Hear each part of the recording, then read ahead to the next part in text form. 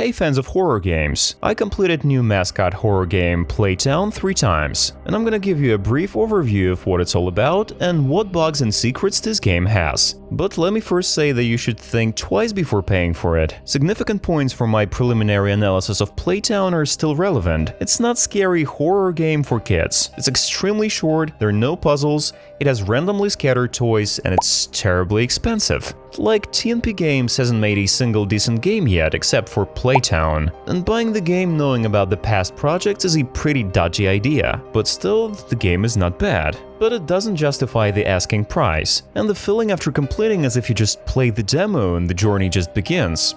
But unfortunately, this is a full game and there's no sequel yet. You'll be left with a feeling of emptiness and wasted money. And that's the first major disappointment. But you might say the mascot horror indie games are all like that these days. I mean, short and boring. But the thing is that Playtown has a pretty engaging story, and they just cut you off at the most interesting part, and it kind of hurts. Why don't they just spend a year or two and make a full-fledged game that will last for 6 hours at least, and will tell a complete exciting story, especially since this short game has a really engaging plot. The game has a developed protagonist with its own story. It's not just a parent about whom we know nothing, including his gender, like in other games of this genre. The main character is just a regular guy, but he has a significant drinking problem, and because of that he does a pretty dumb thing in the game.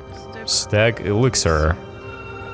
Why do we drink that? Why did he do that? Yeah, he drinks a random liquid from a random bottle and probably falls asleep. In his dream we learn more details about his life, but in general the fate of the character remains a mystery, which apparently will be revealed in the next chapters of the game. There are 2 posters of new monsters that foreshadow the next chapters of Playtown, and also a weird eye in the sky from which our drinker hides behind a new door. Anyway, as you can see, the story is freaking amazing. Oh, and I think the protagonist has a kidney removed. Why the character got into the kindergarten? This also explained to us, and the kindergarten actually worked. But our daughter left her necklace there, which her missing mother gave to her, and we had to go to the kindergarten at night. And in this regard, the game is even better than the first garden of Ban Ban and Joyful, but it takes even less time to complete it. You can beat Playtown literally in 18-20 minutes, and the nighttime is probably a protective measure or something. We are tracked down by the mascot of the place, Dinosaur Stag, which in that particular case even justifies his hunting for us. And as you can see, all of these are pretty interesting circumstances for a quest game where we look for our daughter's necklace. But here's the thing, that this is not a quest game. It's neither a quest nor even a horror game. Check out the main horror of our 18-minute trip. You can't but agree that his look doesn't make you expect him to do anything bad. But the developers made screamers and add creepy music to make sure we don't go and hug him. But as they say, even a shitting cat would look creepy with this music. But I don't think the music really helps here. There are not many screamers in the game. Yeah, there are weird noises and rustles, but the fact is that there are very few jump scares. You'll see a screamer only on the pipes, and only if you suddenly decide to give a hug to Stag. No more jump scares. Nothing happens after a fall either. But there is no long and boring after death screen, you just instantly respawn, and at least that's a good thing. Overall, because of its mascot and the number of scary moments, the game strongly reminds me of a children's game about rainbow friends. There you also have to run away from them, otherwise you'll get caught. They also show up with a scary noise, but in general the graphics are childish and the monsters are not scary-like at all. Playtown could become a popular game. Probably. There's even a secret room. Would you believe it? Even Joyful doesn't have a secret room. But Joyful is much more serious. And there it is. At least this is what it looks like. And it's been bothering me ever since. Look at this jug in the parkour. It's also intentionally lit up. The thing is that we can even find specific dino teeth for it. But you can't put them in there, because you can't get to the jug. There's something hidden in the game, but what? I just spent a lot of time on the stream and then I noticed something blinking in the distance, and there's a hidden sense in that. It's blinking when you do certain things. I mean, I've been doing certain actions involving turning button taps, and then I keep coming back to the place to see what's happening. The light means something. Obviously it's there for a reason. I spent dozens and dozens of minutes looking for an answer.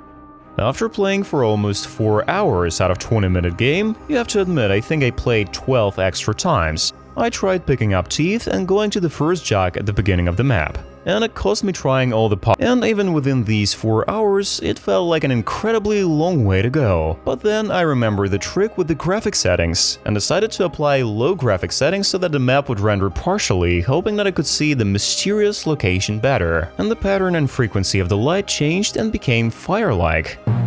This mysterious place was just a Stack's cave, and from this point of the map there was only one visible wall and the fire itself without any planks. So my research was completely wasted, and it looks like there's no way to get to the jug. But I decided to find out if there was a way to get to it, and here's what the developer said about it. Yep, it's fantastic to kill 4 hours in a 20-minute game. I think it's worth liking this video at least. And it turns out that this game actually has no secret rooms, or it's more accurate to say it's a fake secret room. In addition, we can see bugs in Playtown. It's surprising, but the game is properly built, judging by the fact that it doesn't load the GPU in any way. Therefore, your computer will not turn into a microwave. But at the same time, there are terrible bugs. For example, someone just bought the game and played only the first 10 minutes. And then, right at the moment with Steel, critical error and goodbye, thanks for your money. In fact, it's very funny when the steel falls down with a loud noise in the game, and your computer just crashes because of that.